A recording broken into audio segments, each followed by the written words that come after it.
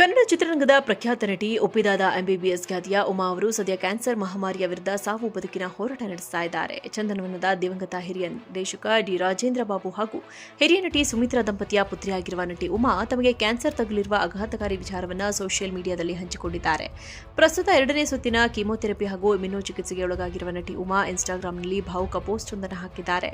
Chemo ಚಿಕಿತ್ಸೆಯ 2ನೇ ಸುತ್ತು ಆರಂಭವಾಗದೆ ಒಂದೊಂದು ದಿನವನ್ನ ಒಂದೊಂದು ಹೆಜ್ಜೆಯಾಗಿ ಎದುರಿಸುತ್ತಾ ಕಷ್ಟದ ದಿನಗಳನ್ನು ಗೆಲ್ಲಲು ಕಲಿಯುತ್ತಿದ್ದೇನೆ. ನನ್ನ ಬೆನ್ನಿಗೆ ನಿಂತಿರುವ ಕುಟುಂಬ ಹಾಗೂ ಅಭಿಮಾನಿಗಳಿಗೆ ಧನ್ಯವಾದಗಳು. ನಾನು ಧೈರ್ಯದಿಂದ ಚೇತರಿಸಿಕೊಳ್ಳುತ್ತಿದ್ದೇನೆ ಎಂದು ಬರೆದುಕೊಂಡಿದ್ದಾರೆ. 2005ರಲ್ಲಿ ರಿಯಲ್ ಸ್ಟಾರ್ ಉಪೇಂದ್ರ ಜೊತೆ ಒಪ್ಪಿದಾದ ಎಂಬಿಬಿಎಸ್ ಹಾಗೂ ಬಳಿಕ ಕಲ್ಲರಳಿ ಹೂವಾಗಿ ಚಿತ್ರಗಳಲ್ಲಿ ನಾಯಕಿಯಾಗಿ ಕನ್ನಡಿಗರ ಮನಗೆದ್ದಿದ್ದ ಉಮಾ 2006ರಲ್ಲಿ ವಿವಾಹವಾದ ನಂತರ ಚಿತ್ರರಂಗದಿಂದ ದೂರ ಉಳಿದಿದ್ದರು. ಸದ್ಯ ನಟಿಯ ಈ ಪೋಸ್ಟ್ ನೋಡಿ ಚಿತ್ರರಂಗದ ಗಣ್ಯರಾದ ಪ್ರಥಮ ಪ್ರಸಾದ್, ವಾಣಿ ಹರಿಶ್ಚಂದ್ರ ಸೇರಿದಂತೆ ಸಾವಿರಾರು ಅಭಿಮಾನಿಗಳು ಉಮಾ ಅವರು ಆದಷ್ಟು ಬೇಗ ಗುಣಮುಖರಾಗಲಿ ಎಂದು ಪ್ರಾರ್ಥಿಸುತ್ತಾ ಇದ್ದಾರೆ.